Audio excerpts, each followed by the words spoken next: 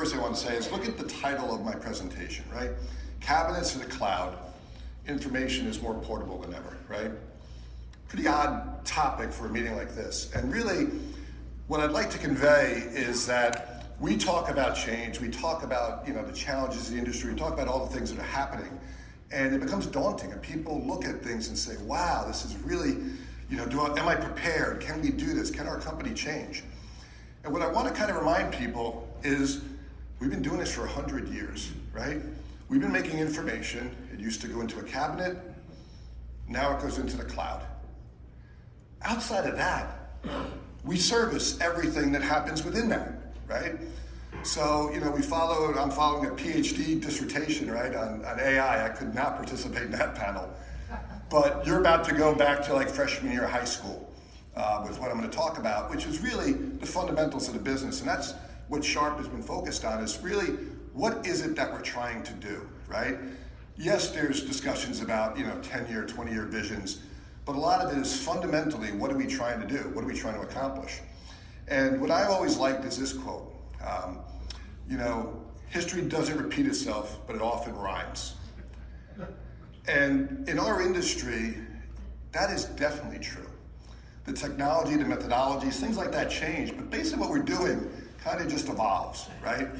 And if you go into the change with the confidence that you're going to understand and look back 10 years and go, that wasn't that big of a deal. It was an evolution. It wasn't a disruption. It wasn't chaos, right?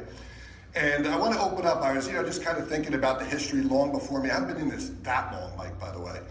But, the evolution of the industry. And I just came across something on the web that I found interesting. This is a NAMDA meeting in 1960. Hubert Humphrey, and there's like 14 people in the room who know who he is, but Hubert Humphrey wrote to NAMDA talking about his commitment to help the industry transform from typewriters, right? And that, you're going to need tax and economic policy that will support the change in tax breaks. You need investments for that, right? Because we need to prepare for the next wave of technology. Well, what is it? I don't know, 60 years later, and we're still talking about those types of things, right? How do we make those investments? What can we do in tax breaks? What can we do to initiate change? And so my point is, it doesn't change that much. It's an evolution. But sometimes we use that rhyme thing too much. And I'm gonna have a little fun here. I'm gonna get Mike in trouble, but I'm gonna have a little fun. So sometimes we don't change enough. So my first little soft one is my former company. In 2003, Panasonic introduced color copiers. I was God. I don't want any credit or blame for that. And then I watched in 2023, HP did the same thing and put colors on the front of their panels, right? That's not the kind of disruption that I'm looking for. 20 years later, we evolved from one color to another. The next one I'm definitely getting in trouble for. Sometimes you don't gotta wait 20 years. You gotta wait 6 months. We had our dealer meeting, we said opportunity meets execution. A couple months later, Rico said vision meets action. Okay, I know I'm getting in trouble for that. And I thought there'd be some Rico people here to defend themselves. But the point is, we do need to change. That's what I love about this meeting. I love about coming here is talking about those changes. And I think in all change, you gotta go back to fundamental things. The fundamental part is people. We always say this industry is a people industry. Well, the customers we serve are people. They are human. They have the same needs. And amazingly, those fundamental needs haven't changed in a long, long time. There may have been in prehistoric times people like us discussing how to support the technology of the day. Think about it. There are wall cave drawings that are thousands, 10,000 years old. Today we sell aqua sports. Hanging on a wall, we share information. There were the Red Sea Scrolls on paper, right? They advanced all the way. There was a guy who was out of a job because he wrote on walls and how to writing on paper, right? And then tablets came out. And my point is, people always wanted to communicate. People always wanted to share. People look to move information, to share information, to pass on information. In essence, that's what we do as an industry. If you heard me speak any time in the last 5 years, I talk about that. We're in the information industry. We're not in the paper industry. Paper pays the bills, but information is what we're selling. And if you think back at the start of this industry, it was typewriters and fixing typewriters. But what happened was people hung on too long to the concept of a typewriter. So all but one name on that board is now gone, except IBM, right? They didn't make the change, they didn't make the evolution. They didn't move on with the technology because they were in the typewriter industry. And IBM made that change. They made the adjustments. And they've had their ups and downs, right? But they've made those adjustments and survived. And so when you really think about our industry, it really is no more complicated than this throughout, whether it's the analog or digital phase of our industry. You have an element of inputting information, you have an element of sharing information, and you have an element of storing information. We service those three capacities. That is what we do. And many of you, there's some people in the room, we have some, the young people, I think tomorrow, I forget the schedule, they're looking at those two things at the top, that yellow folder that used to go around, right? With everyone's name you crossed off as you circulate around, and carbon paper. There are dealers in this room who sold both of those, okay? And then we'd store it in filing cabinets down the hall. Sharp moved about 6-7 years ago, I forget now. And we got rid of most of our filing cabinets. And when I was doing this presentation, I walked around to the remaining filing cabinets. They're all empty. They're literally just, I guess, dividers between departments now. I don't know what we do with them. That's not how we store information anymore. But then we moved to the digital, or on the network, when the copiers moved to the network. And we had now moved from a typewriter to a laptop or a computer. We had printers, we had digital copiers. We started still storing some paper, but we then began to think about how do we store things digitally. I found an old product that I remember when I first started at Panasonic. On the right there, it was called the Panafile. You have more power on your phone right now than all the Panafiles ever sold. But it stored document management, an early version of document management. And then finally we got a network, we started distributing things. And when we started distributing things and started sharing information on network is when the minds really started going. When people really started thinking about how do we leverage this information? How do we bring more people into the fold? How do we drive innovation in companies and collaboration in companies? And so that really started changing. A lot of people couldn't make that change. But through it all, there was one person who always understood how to make that change. And that was Mike Stramaglio. So many of you, I found these. He always had the mustache. He's like one or two. Now, none of you realize the importance of this photo, but the one in the center and the bottom, that is an historic day in our industry. That was the day Jenna showed him how to post on LinkedIn.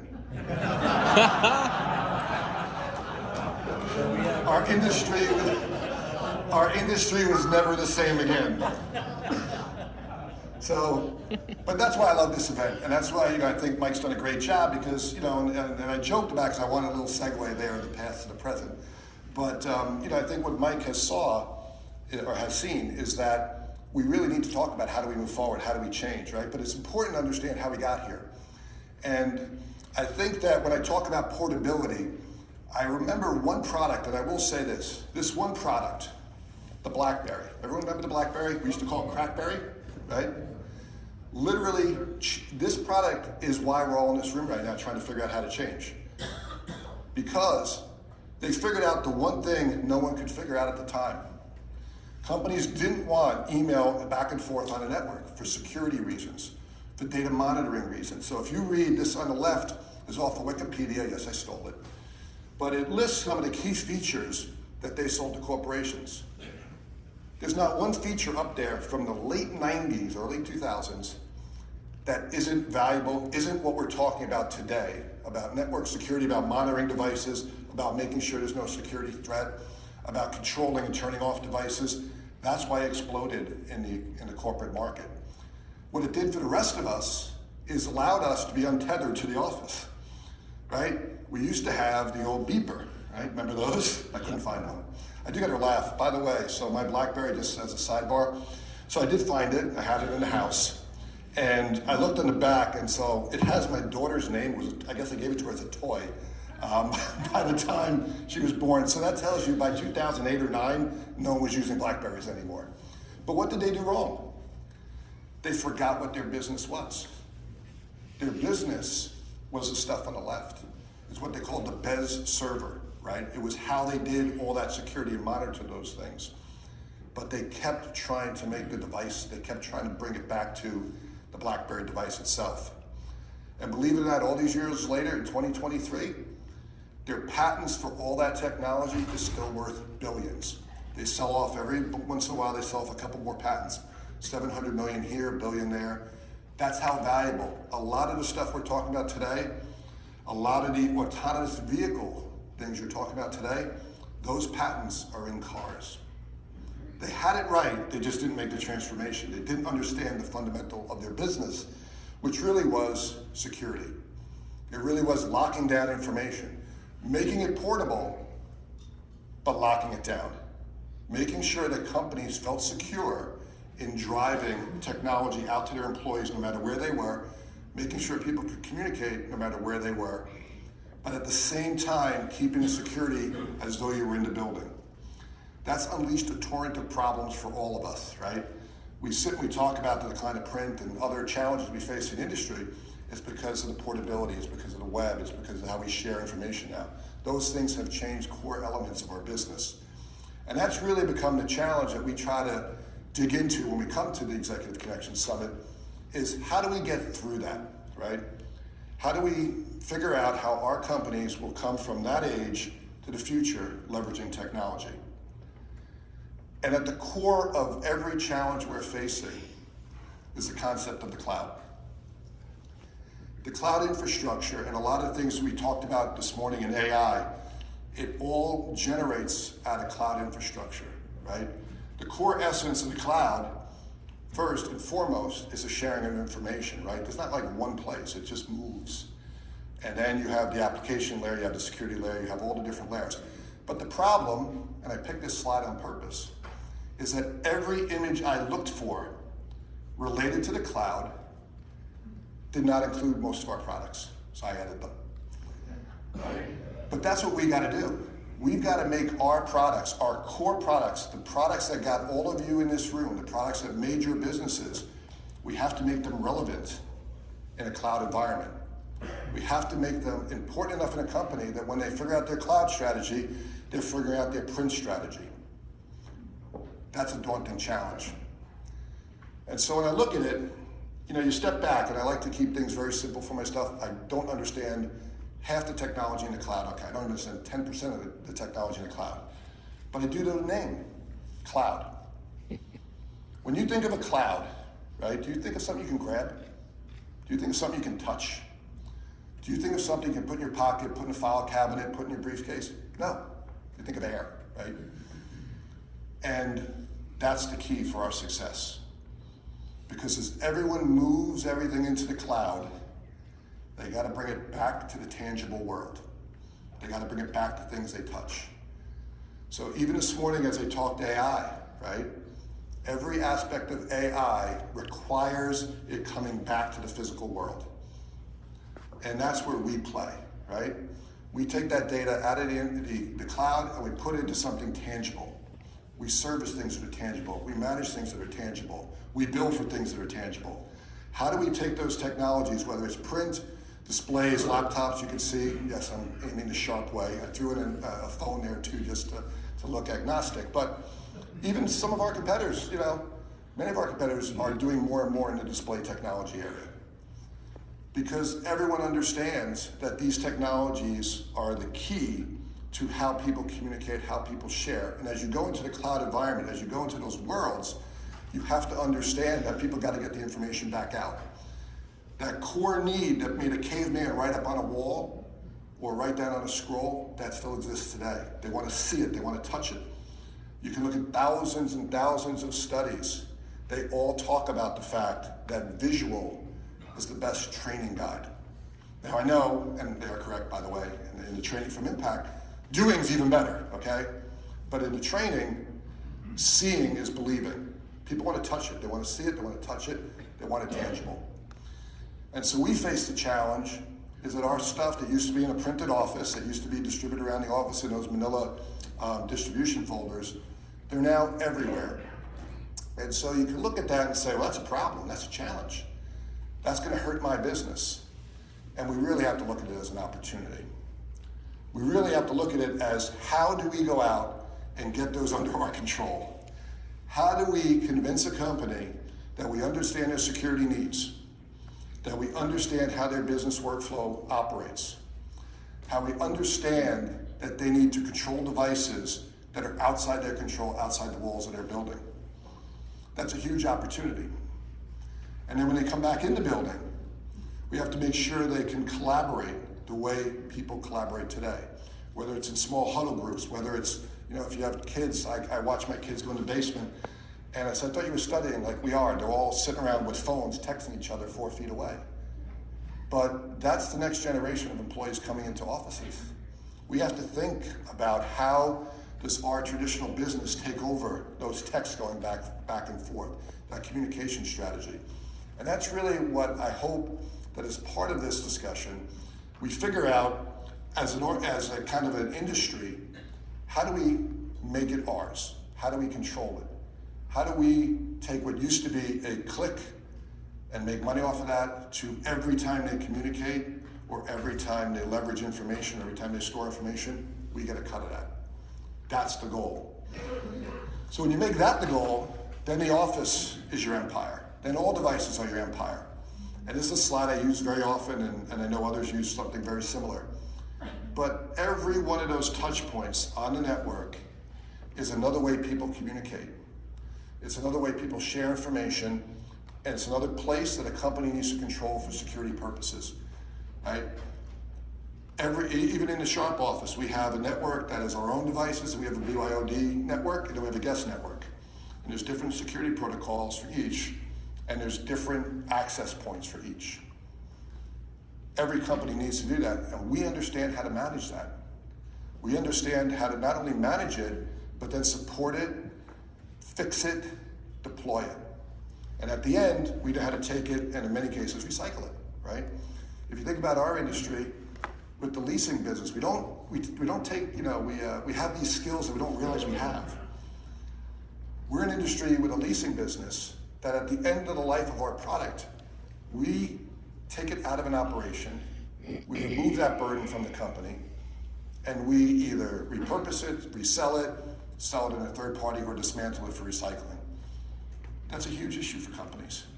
We're the only ones who know how to do it. We've been doing it for forever. But if you look at the business itself and what companies need, if you focus the business on information and data, then it will never disappoint us. It will continue to grow. That's where the opportunity is. This is a company, Statista, that kind of looks at information. This is a global number, but the point is the hockey stick.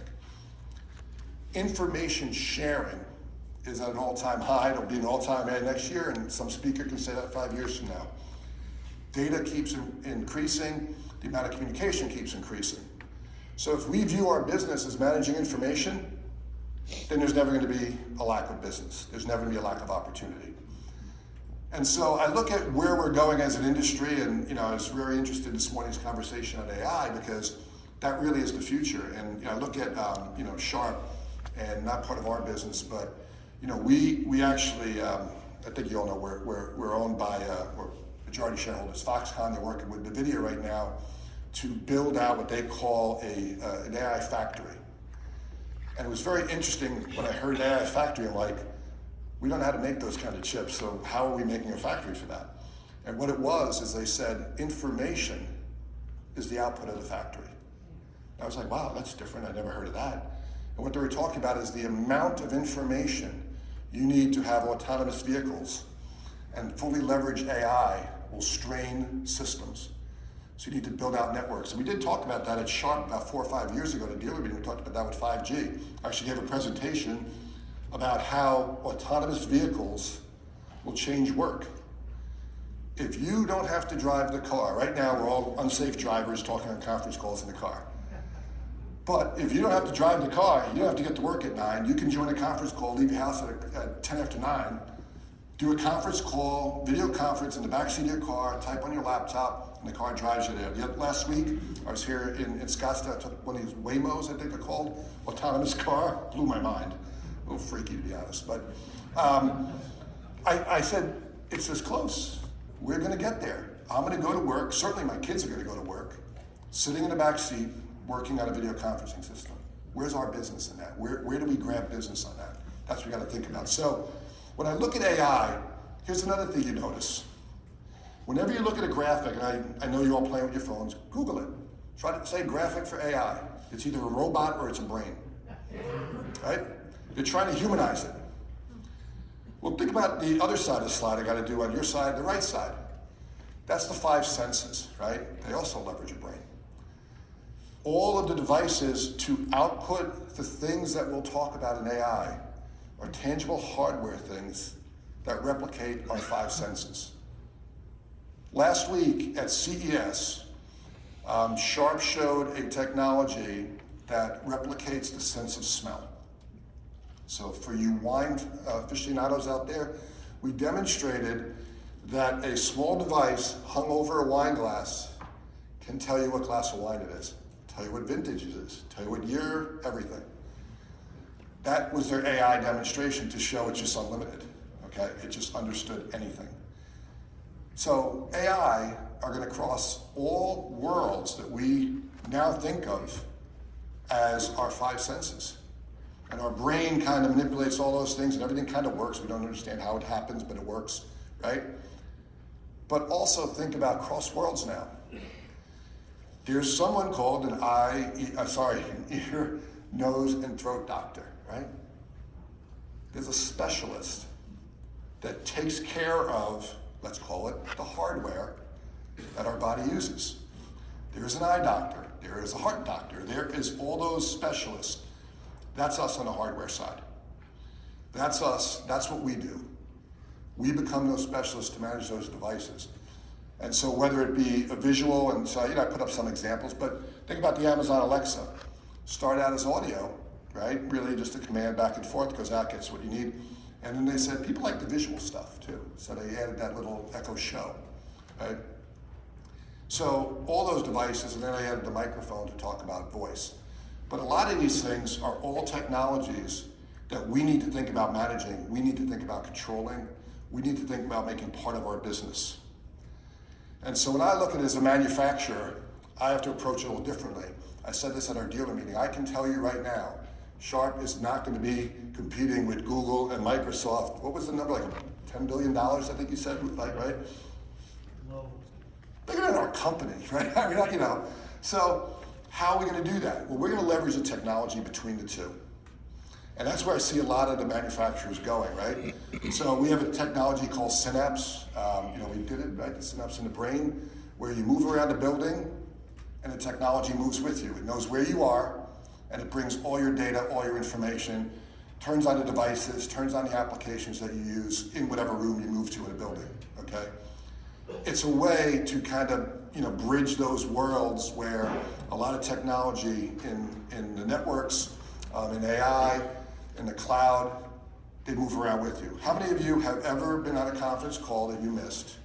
You joined in your car in Microsoft Teams, you had your earpiece on, you ran by the hallway, and I do this all the time, and I wave to the people in the conference room as I'm supposed to be in that conference room. I go get my laptop, I come in, I hit one button, and Teams switches from my phone to the laptop, right? That's the world we live in, and that's the expectations people want. The other thing they want is security.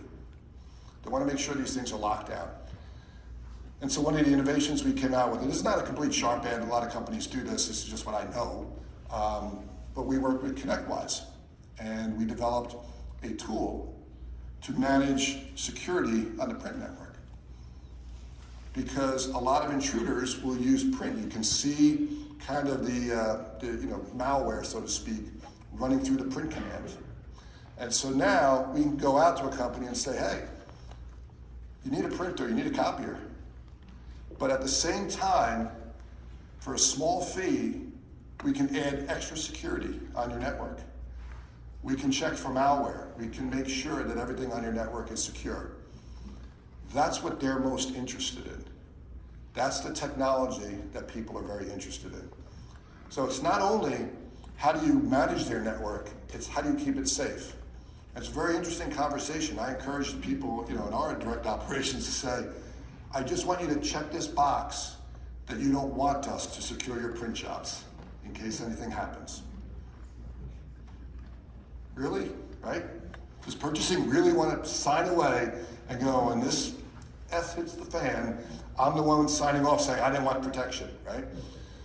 Great tool, great way to sell. So I continue to see absolutely amazing opportunities. So I want to kind of bring this all back down to pragmatic reality, right, where we operate every day.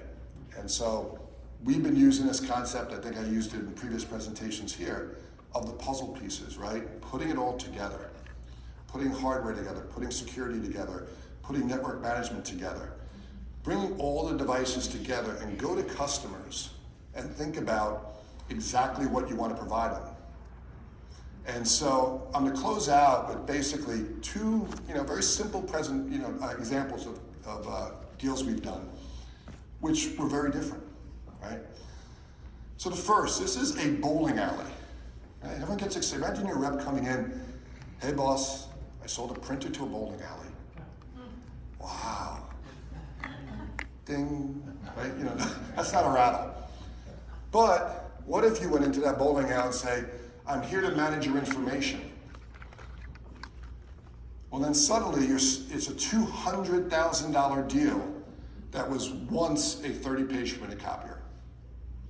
And you went in and said, we're going to put up the digital signage, we're going to have all that information. As information goes to digital signage, we're going to have laptops on your property. You can manage everything on our laptops, which will then be stored with our cloud services. We use Azure.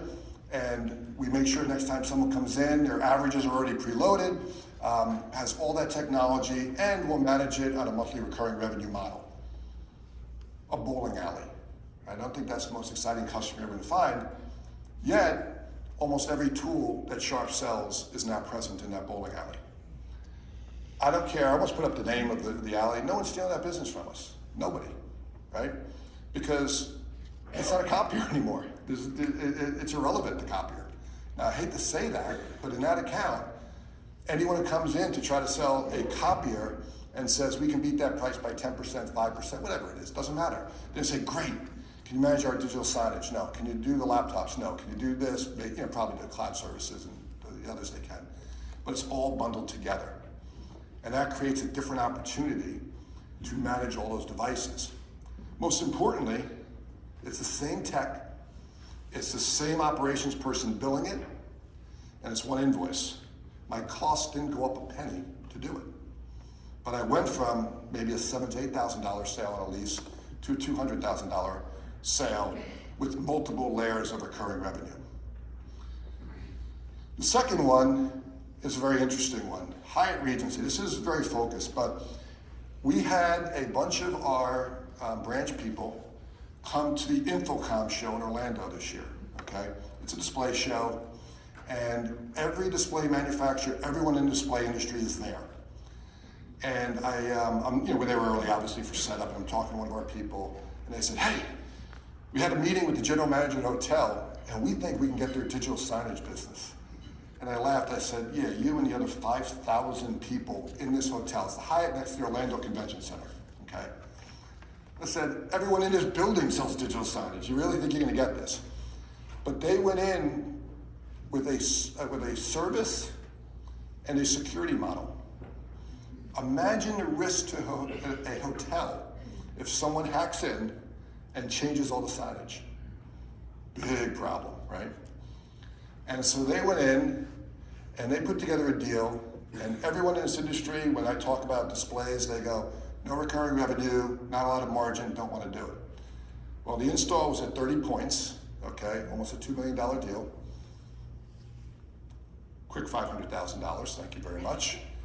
And then an annual service contract, I can't really think it's around 120, that's too small, what's it, 117,000 a year in a service contract.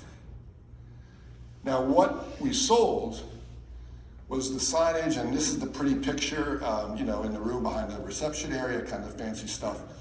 But now what we're helping them do is every single event, and as you go down to the Orlando Convention Center, you all know the Hyatt next door, go in, and the companies now that are running an event will be having their promotional material up on the displays behind the check-in, all over the building.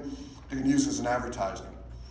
And we were literally joking that we're going to be outbid next year at InfoComm at our own digital signage for somebody, will be out promoting us on the signage. But now it's a recurring revenue model for us, and the company is taking over the advertising model within their operation. So a great advancement, and now we solved the problem. So now we're talking about all the other technologies in the building, because we went in explaining a larger issue they had and migrated them to technology that allows them to do more with their space. So we're that trusted advisor, so to speak.